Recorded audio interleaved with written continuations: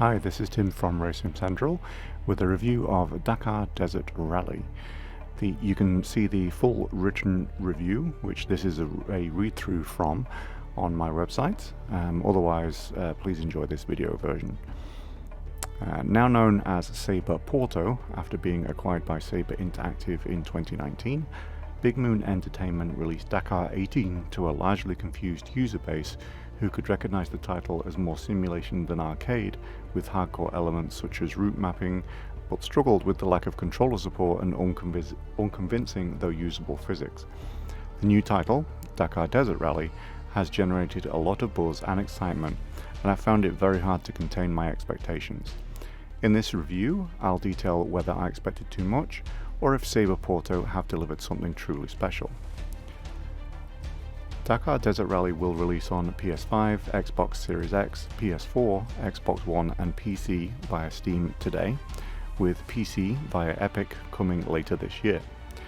The PC Steam version I'm reviewing was a 33 gig download and immediately ran without issues and launched me straight into a tutorial race in sport mode with waypoints on, where I got to drive a car, bike, then truck to earn an amount of Dakar points I could use to unlock vehicles in the garage. This tutorial was useful, but I was concerned my first gameplay experience included intermittent microstutters, which ultimately went away. I later figured that this was the software creating shaders for each type of terrain the first time I loaded them. Right away, Dakar Desert Rally reminded me of Forza Horizons in terms of sport mode gameplay, as during that first tutorial race I found I could drive whatever route I wanted between the checkpoints in a similar way. I know this was openly stated in the marketing hype, but it's something different to experience it and the freedom it gives you. Purchased vehicles are stored in your garage with active vehicles and warehouse with inactive vehicles. Each active vehicle in the garage can be entered into an event independently, and any mid-event saves take that vehicle out of action until you either finish the entered rally or withdraw from it, similar to how vehicle activations are handled in SnowRunner. This, in my opinion, is the perfect way to handle the different classes of vehicles and still give you the freedom to save progress and switch things when you want to step away from one of the longer events to do something else with a different vehicle. It'll even save your exact position on a stage and allow you to resume from where you were in both sport and professional modes. If you finish an event with a podium, you'll be offered a vehicle by a sponsor. This vehicle will often be registered for a specific event, and you'll get to keep it only after you complete that rally. I'll talk more about the physics of the individual car types later on, but the game includes a massive amount of licensed content from recent Dakar events, along with some historic beauties. Each has a unique makeup, meaning that some may be better than others, so whether you're entering a race with a car, bike, truck, quad or SXS, there are a ton of options. The cars look great when driving and feature clean, sharp textures. An array of damage levels to the body and components become covered in snow, sand, dirt and debris as you drive along. It's hard to see the true scale of the rally stages in Dakar Desert Rally until you've unlocked a few of the longer ones and see them overlaid on the full map of Saudi Arabia. Unlocking depends on the level you have attained with XP from races. Each event can be entered by any of the vehicle classes, and hovering your mouse quickly displays where you finished in each event with each class. Additionally, the map has a full set of events you can compete in for each game mode: sport, professional and simulation. And each offers a unique experience and different terrain. To enter an event, you simply select the vehicle, then select a rally or resume one from the map. I think this again is a perfect way to display races. It's so quick, so easy, displays just the right amount of information. The only real downside of having to unlock map progression like this is that you won't get to see what this title is truly capable of within 2 hours. If you're a Steam shopper seeking a refund thinking this game isn't for you, then you might miss out by limiting yourself to that timeline. Before and between stages, you will visit the Bivouac, I'm sure I'm not pronouncing that correctly, a temporary camp visited during the rally. where you can repair and adjust your vehicle with an array of different settings to try to help you get the best result. Though I can't say I found any real setup magic with any of the vehicles, you may find it all more useful than I did. Most of the time I just visit tune vehicle and repair my damage. Sport mode offers a great flat-out Dakar racing experience not seen in the other game modes that almost takes navigation out of the player's hands by giving you waypoints to follow for the cleanest and quickest route. Don't get too confident though, because you absolutely can still choose the wrong direction around an obstacle and fall foul of what feels like an infinite number of complications. The AI are extremely easy in this mode, and they all set off with you in a pack at the start of the event. Damage really never felt like much of a factor and was easily repaired during the stage or in between stages. Extra XP is awarded in this game mode for airtime, drift time, top speed time, etc., and that isn't a part of the gameplay experience in professional or simulation. Professional mode offers a more realistic Dakar experience, and while the driving experience doesn't feel any different, it does hand navigation back to the player by giving you a direction to follow and a crude sketch of any important changes of direction. They're not perfect, and on an unknown route you'll get lost quite often, as will the co-driver if you don't stick to the traces or tracks he told you to. You start events in this mode by yourself, presumably so you cannot use the AI to navigate, and you'll encounter opponents en route. The AI are slightly harder in this mode, and matched fairly well in most classes on areas of the map I had no familiarity with. Damage was again easily repaired between stages, but damage was certainly more of an issue when repaired during the stage, because the time lost can lead you to lose the rally. Simulation mode is locked until you build XP up to be level 25, making it impossible to experience before the Steam 2-hour refund window expires.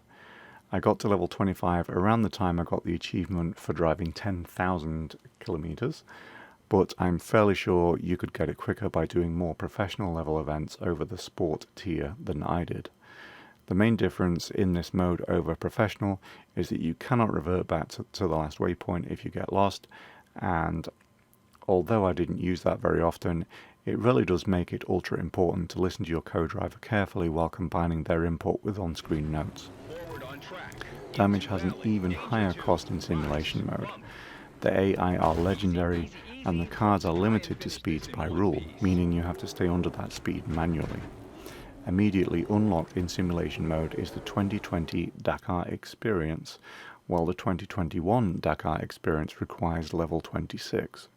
I'm also told that a completely free Saudi Arabia extended map DLC is on the way, which makes sense considering all the events are currently in the northwest areas of the visible map. While I can understand the potential frustration for users to have to unlock events at all levels, especially the Dakar experience itself, I work full-time and have a family. I did it within the review period. It's truly not that hard, and the leveling up is as much fun as you want it to be. At 830,000 square miles, Saudi Arabia is the 13th largest country in the world by area, and its recreation in Dakar Desert Rally is an achievement in both design and development.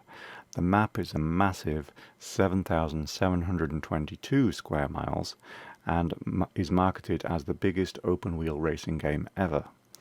The variation in environments may be unexpected to many, but the mountains of Saudi Arabia, it's quite common for it to snow between November and January, and your first snow blizzard, sandstorm and mountainous sand dune is a unique challenge to Dakar Desert Rally. Most of the better events available in sport and professional modes seem to vary between 200 and 400 kilometers in length, and the longer stages can go through a massive variation of environments that all look absolutely stunning. The tracks are well designed and will occasionally catch you out if not paying attention, even in sport mode. It's somewhat frustrating that Dakar Desert Rally doesn't feature a photo mode option. It's a pretty enough game that as I have driven along, it has reminded me of Red Dead Redemption in the way the environments blend together, and has produced moments of natural beauty with the dynamic lighting of the day-night cycle and the setting sun. At the time of writing, Dakar Desert Rally includes profiles for most Logitech, Thrustmaster, and a few other controllers, including the Fanatec CSL Elite, although you will have to tweak them substantially. You can also bind your own controller, and I'm told they also plan to add other controller profiles in the next few days.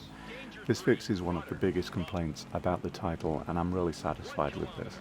The title is reasonably playable on keys, but it's difficult to have the proper finesse of both steering and throttle with the loose surfaces, so you'll find yourself spinning out quite a bit. And while gamepad users will feel right at home playing this, I used a wheel for everything except bikes because I'm simply not as comfortable with a pad. I don't think many of us went into this one expecting absolutely hardcore physics modelling, but most of us expected something believable we could enjoy. Thankfully, they have delivered a decent experience where the physics are different enough between each vehicle model, category and team to keep each event interesting and exciting. You can absolutely feel the difference in surface types, and a difference in those same surface types again if it happens to be covered in rain, ice or snow. You can fully leave the surface in a believable way and control slides quite nicely if you have quick enough hands. There are a decent amount of physics flaws and limitations, such as the ability to land a jump from any height if the wheels touch first, that will separate this from ever being considered a top-tier simulation for its physics. But I personally think in this case it's important to overlook that the real simulation value it does offer is of the Dakar region and Rally Raid itself. If you're familiar with SnowRunner and the kind of feels weirdly right but isn't actually realistic physics that it provides and can enjoy them for what they are, then Dakar Desert Rally is a solidly enjoyable mix of simulation elements in an arcade experience. Cars seem the most difficult to drive as they seem extremely sensitive to both weight transfer and changes in terrain, as they will lose traction in the rear on loose surfaces. Bikes are absolute rockets with terrific grip, but obviously prone to a complete wipeout if you land badly or touch any obstacle at all. Trucks are top heavy with smooth, predictable handling and require you to carefully pick a line based on the terrain so as to avoid rolling them. Quads, like bikes, are super fast and handle well, but flip easily if you are sideways as they will dig into the sand. SXXs have a incredibly wide wheelbase that makes them extremely stable and allows for terrific handling, but it seems very easy to lock the front wheels when braking and leave yourself with no steering if you don't adjust the default setup in the bivouac. You can manually control bike and quad riders' weight displacement if you want to, but while it may improve the realism, it might not give you a better experience with these physics. You can cycle the view you want to use using, by default, the C key. The default views include what appears to be driver's head, cockpit, cockpit centered, co-driver, helicopter, near chase, chase, nose and hood. What's truly amazing is that the developer has clearly done everything they could to make this a major feature by allowing you to change how much the camera moves when the car does, the height and also the depth. You can also look around in these views using the mouse. The obvious potential for movie making is really showing, but the lack of a photo mode does limit that. If everything goes perfect for you, then you can beat the AI quite easily at any difficulty. The challenge of Dakar is the unexpected, so it really doesn't take that big of a mistake for them to absolutely destroy you, even in sport mode. I'm quite impressed by the AI as they will actively avoid most contact, fall foul of obstacles in a realistic way, and seem to try to find shortcuts by leaving defined tracks. I also really like that when you are in a stage race against others from your class, you'll see other vehicles and other types of vehicles having their own race along the same route, causing both a distraction and a constant level of interest, even if you're miles ahead of those you're actually racing. There was a point when, not listening properly to the instructions of the co-driver, I thought there was a bug with how it worked. The instructions are very specific and sometimes can be confusing, and if you're going extremely fast, can appear later than you needed them to be. In sport mode, you can very much ignore all navigation information and just follow the beacons. But in professional and certainly in simulation mode, you'll likely be going a little bit more slowly, more carefully, and listening hard. Make sure you pay attention when told to leave track, follow track, go off-road, follow traces, etc., as the co-driver uses those and an array of objects to know where he is. Although the stages are effectively free roam, both you and the co-driver will get lost very quickly if you don't pretty much go along with the prearranged notes. All the sounds, including the music, do the job. Some of the engines sound a little flat, but you can tell the difference between them, and honestly it's good enough. The co-driver or notebook reader's voice is clear and works fairly well, although sometimes seems to say too much if you're moving too quickly. Along with the already mentioned camera options are an array of other settings for almost everything I can possibly think of under the headings of gameplay, graphics, audio and controls. Most people will be pleased to hear that the controller options are extensive, and although it ships with profiles for specific wheels, I was also able to bind and use the recently reviewed PXN V10, which didn't have one at all. Graphics options seem useful enough for an array of systems to be able to play this effectively, and this does appear to be reflected in the minimum system requirements listed on Steam. Both NVIDIA DLSS and Reflex are implemented and working, although I tend not to use them as I prefer to run titles natively. I always try to mention if a title probably runs super wide resolutions, and I'm happy to say that Dakar Desert Rally has everything I would want in order to properly support my screen size. You can adjust the positioning of the on-screen display, and honestly it's just terrific to have these settings available and a developer that even attempts to support it. I've not encountered any significant bugs, but maybe I can mention here that the menus include full mouse control, and there's no way to back out of some screens you enter with the mouse without pressing escape on the keyboard, but I'm nitpicking on that one. A mixture of Forza Horizons, Colin McRae Dirt 2, which is the best dirt game to date, and something wholly unique, Dakar Desert Rally certainly doesn't tick the box for best physics, but it does on just about everything else while still delivering an adequate driving experience. The experience in sport mode is entirely different and makes it feel like a very simplistic racing title. But once you move into professional mode and begin to understand that the entire game is designed around navigating the stages more than anything else, it becomes a quite complete simulation of everything it was trying to be.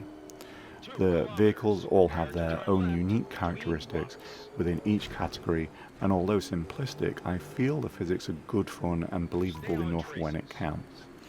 Perhaps my only real complaint are that all the events require you to finish in the top 8 for it to even count for anything, and this can be a little frustrating after running an extremely long rally where you'll gain 0 XP for all the work you've just put in. I'm also a little bit disappointed not to see a photo mode in such a stunning game. To sum up Dakar Desert Rally, I'm going to use a combination of words that I've never really used before, because I've always felt you have arcade games and then you have bad simulations and good simulations, and I always found those to be very easy to define. But if any racing title deserved to be called Simcade over arcade, then this is it. Because when damage starts to matter and you find yourself driving much more carefully while listening to every word from the co-driver for fear of missing a turn, it doesn't feel like it's missing anything in simulation value to me. The physics, though fun, occasionally challenging, and oddly believable in many situations, don't perform at the same level, but honestly, I would have hated to miss out on this, the Rally Raid title that delivers on pretty much everything that I've wanted for decades. I hope you enjoyed this review. Please consider subscribing and liking the video, and check out other things on the channel. Thanks, bye bye. Forward on track. 1 kilometer, forward on track. Keep straight on track. Bump. 1 kilometer. Stay on track. Attention, danger 1. Keep straight on track.